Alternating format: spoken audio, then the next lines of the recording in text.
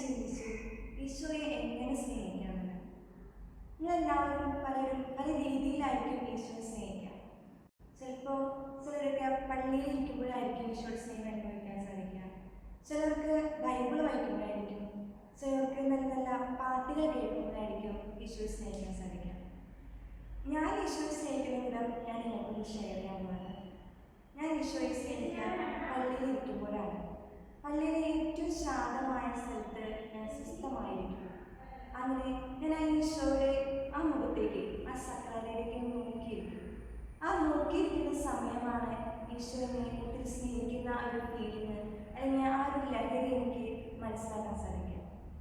അതുപോലെ തന്നെ നല്ല നല്ല പാട്ടുകൾ, ഈ പാട്ടുകളും ഈശോയുടെ എടുത്തിരിക്കുന്ന ആ ഒരു ഈശോയുടെ സാന്നിധ്യം അനുഭവിക്കുന്ന ആ നിമിഷമാണ് എന്നെ ഏറ്റവും കൂടുതൽ ഈശോയുടെ സ്നേഹത്തിലേക്ക് അടുപ്പിക്കുന്ന ഒരു ചെറിയൊരു ടിപ്സ്.